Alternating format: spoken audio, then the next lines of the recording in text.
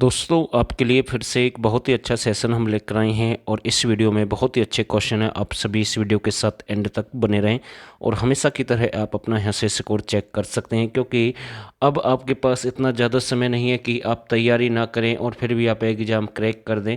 ऐसा नहीं हो सकता है, क्योंकि समय धीरे धीरे कम हो रहा है और जून में आपका एग्ज़ाम होना है। तो इस सेशन को हम शुरू करते हैं। पहला क्वेश्चन आपके सामने है, आप सभी इस वीडियो के साथ एंड तक बने रहें। तो चट्टान के फूल किसकी एक प्रमुख रचना है?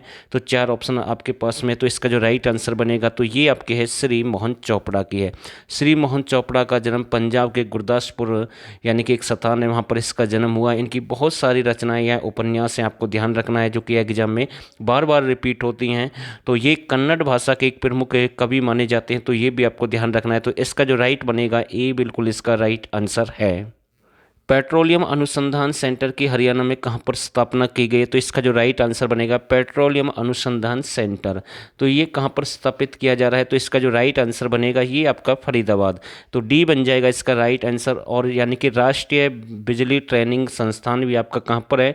फरीदाबाद में है। तो ये भी आपको ध्यान रखना है। तो डी बिल्कुल इसका राइट आंसर है। नेताजी सुभाष चंद्र बोस के द्वारा सन 1948 में महात्मा गांधी आश्रम की स्थापना कहाँ पर की गई? तो ये 1948 नहीं है, 1938 है भाई, ठीक है ना। नेताजी सुभाष चंद्र बोस के द्वारा 1938 में महात्मा गांधी आश्रम की स्थापना कहाँ पर की गई? तो इसका जो राइट बनेगा पलवल। कहाँ पर इसकी स्थापना हुई है? पलवल में इसकी स्थापना हुई है। तो डी बन जाएगा इसका राइट आंसर। विंध्यकयार झील हरियाणा के किस जिले में है? तो इसका जो राइट आंसर बनेगा तो ये आपकी कहाँ पर है? तो ये आपकी कैथल में है। और कैथल में ही एक आपका सरस्वती वन्य जीव अभ्यारण्य है, जिसको संरक्षित घोषित किया गया जुलाई 1988 में। एक आपका बीरबारा है, उसे भी संरक्षित घोषित किया गया, वो आपका जींद में है। तो इसका जो राइट बनेगा तो डी बिल्कुल सी बिल्कुल इसका राइट आंसर है। हरियाणा का फल की वन क्षेत्र माना जाता है, तो कौन सा क्षेत्र माना जाता है? तो इसका जो राइट आंसर बनेगा, हमेशा की तरह हम आपको चार ऑप्शन देते हैं, थोड़ा बहुत समय भी देते हैं, आप अपना स्कोर भी चेक कर सकते हैं। तो इसका जो राइट बन जाएगा कैथल है। कौन सा रहेगा? कैथल रहेगा। तो यानी कि सी बन जाएगा इसका राइट आंसर।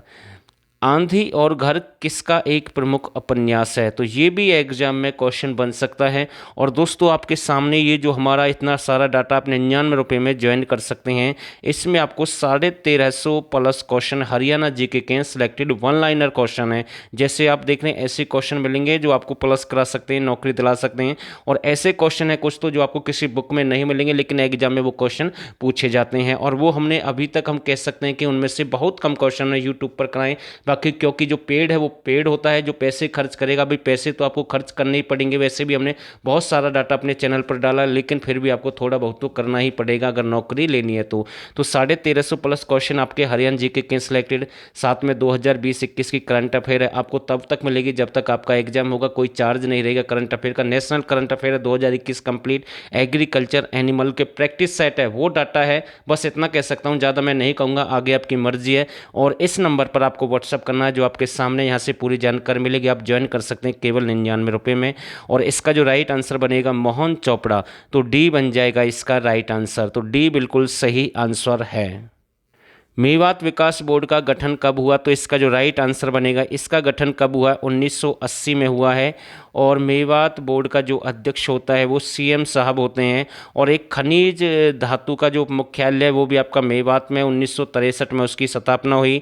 तो इसका जो राइट बन जाएगा सी बन जाएगा सही आंसर। पटौदी रियासत में प्रजामंडल आंदोलन का नेतृत्व किसने किया? तो इसका जो राइट आंसर बनेगा, पटौदी आपका कहाँ पर है? गुरुग्राम में है।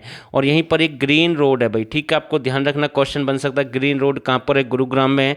तो बाबू दयाल शर्मा, तो सी बन जाएगा इसका राइट आंसर। गुरुद्वारा गोविंदपुरा कहाँ पर है? तो इसका जो राइट बनेगा अम्बाला। वैसे तो आपके अम्बाला में सबसे ज़्यादा गुरुद्वारा है, लेकिन गुरुद्वारों का शहर किसे कहते हैं?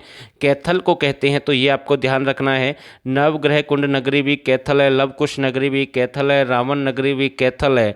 मतलब कि बहुत सारे क्वेश्चन बनते हैं वहाँ से। तो डी बन जाएगा इसका राइट आंसर।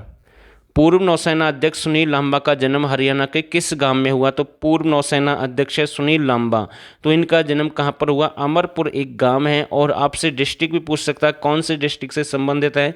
तो ये आपका पलवल में है। कहां पर है? पलवल में है। तो ए बन जाएगा इसका राइट आंसर। स्वच्छता में फास्टेस्ट मूविंग सिटी 2018 खिताब किसने जीता? कौन से जिले को दिया गया है? तो इसका जो राइट बनेगा फरीदाबाद। कौन सा रहा है? फरीदाबाद, जिसे औद्योगिक नगरी के नाम से भी जानते हैं, मलिन बस्तियों का शहर भी कहते हैं। टोकरी उद्योग है, ट्रैक्टर उद्योग है, या फिर कृषि यंत्र उद्योग है, प्लास्टिक उद्योग है, ये सारे कहाँ के प्रसिद्ध हैं? आपके फरीदाबाद के। तो बी बन जाएगा इसका राइट आंसर।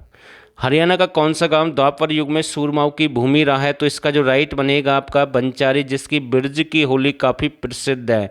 दाऊ जी का मंदिर भी यहीं पर आपको ध्यान रखना है। कवियों का गांव भी बंचारी है, तो ये भी आपको ध्यान रखना है। और जो आपका सूरज कुंड मेला चल रहा है फिलहाल हरियाणा में, और उसमें भी सबसे ज़्यादा कवि कहाँ से जाते हैं? तो बंचारी गांव से जाते हैं, तो ये आपको ध्यान रखना है। तो ए बिल्कुल इसका राइट है, और ये डिस्ट्रिक्ट पलवल में है, तो ये आपको पता होना जरूरी है। मात्र 522 वर्ग किलोमीटर सड़कों की लंबाई हरियाणा के किस जिले में है? थोड़े से जो आज की पीडीएफ के जो अक्षर है छोटे हैं, तो कोशिश करेंगे आगे से ये दिक्कत आपको ना हो, क्योंकि थोड़ा सा हमने इसका साइज कम कर दिया है, लेकिन दिक्कत हो रही है। तो इसका जो राइट बनेगा फरीदाबाद बन जाएगा। तो सी बिल्कुल सही है। सबसे छोटा जिला भी क्षेत्रफल में कौन सा है? फरीदाबाद है। और बड़ा आपका सिरसा रहेगा।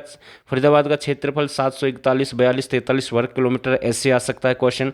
और सबसे बड़ा है आपका सिरसा 4277 वर्ग किलोमीटर। तो ये आपको ध्यान रखना है। तो सी बिल्कुल इसका राइट आंसर है। ये एक आपका तीर्थ स्थल है, या दर्शनीय तीर्थ स्थल भी हम कह सकते हैं। तो इसका जो राइट आंसर बनेगा आपका कहाँ पर है? आपका कैथल में है, तो सी बन जाएगा इसका राइट आंसर। दोस्तों, ऐसे क्वेश्चन मैंने कई बार अपने चैनल पर कंप्लीट करवाए हैं, लेकिन यहाँ से क्वेश्चन बनते ही बनते हैं एग्जाम में। तो हरियाणा का भौगोलिक की दृष्टि से कितने भागों में बांटा गया है? तो 3 भागों में बांटा गया है। सतल कीर्ति के आधार पर 5 भागों में, भौगोलिक आधार पर 4 भागों में, उप क्षेत्र के आधार पर 8 भागों में, और कृषि जोन के अकॉर्डिंग 3 भागों में बांटा गया है, और जलवायु के आधार पर 2 भागों में बांटा गया है। तो ऐसे क्वेश्चन यहाँ से बन सकते हैं, तो आपको ध्यान रखना है। तो ए बन जाएगा इसका राइट आंसर। ए बिल्कुल सही आंसर है। प्राचीन समय में हरियाणा की भूमि पर कितने वन पाए जाते थे? यानी कि ये वन क्षेत्र के अकॉर्डिंग वैसे तो वन बहुत सारे हैं, लेकिन ये यहाँ पर एक नाम दिया गया है, तो कितने पाए जाते थे? तो इसका जो राइट आंसर बनेगा 7। तो ए बिल्कुल इसका राइट आंसर है। नागालैंड के राज्यपाल रहे, कौन है भाई? नागालैंड के राज्यपाल रहे श्री ओम प्रकाश वर्मा का जन्म हरियाणा के किस जिले में हुआ? तो इसका जन्म हरियाणा के किस जिले में हुआ है? तो ये आपको ध्यान रखना है। तो इसका जो राइट आंसर बनेगा, तो ये बन जाएगा आपका पलवल। और स्थान अगर आपसे पूछ ले तो बंचारी ही गांव रहेगा। तो डी बिल्कुल इसका राइट आंसर है। किससे चारों दिशाओं में रेल मार्ग जाते हैं भाई हरियाणा में? यानी कि किस जिले से चारों तरफ यानी कि रेल मार्ग जाते हैं? तो यानी कि इसका जो राइट बनेगा पानीपत। तो ए बिल्कुल इसका राइट आंसर है। और यहाँ पर पानीपत में 3 लड़ाई हुई है, तो आपको पता होना जरूरी है। गुगा जी की सबसे अधिक पूजा हरियाणा के किस जिले में होती है? तो बिल्कुल एक अच्छा क्वेश्चन है। वैसे एक क्वेश्चन आता है घनघोर नृत्य, कौन सा है? घनघोर नृत्य। तो ये कहाँ का प्रसिद्ध है? हिसार का प्रसिद्ध है। कहाँ का प्रसिद्ध है? हिसार का प्रसिद्ध है। शिव पार्वती से संबंधित है। गौरी देवी की याद में इस मेले का वहाँ पर आयोजन किया जाता है, या फिर पूजा की जाती है।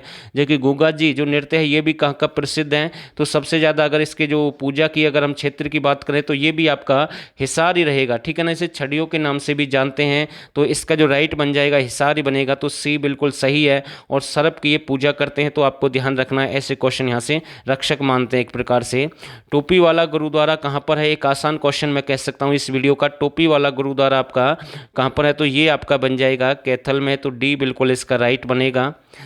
निम्नलिखित में से कौन से प्रमुख जैन कवि हैं? बहुत सारे जैन कवि हैं, और उन सभी का संबंध कहाँ से है? हरियाणा से है। तो उन्हीं में से मैं आपको कुछ बताना चाहता हूँ जैन कवि आपके कौन कौन से हैं।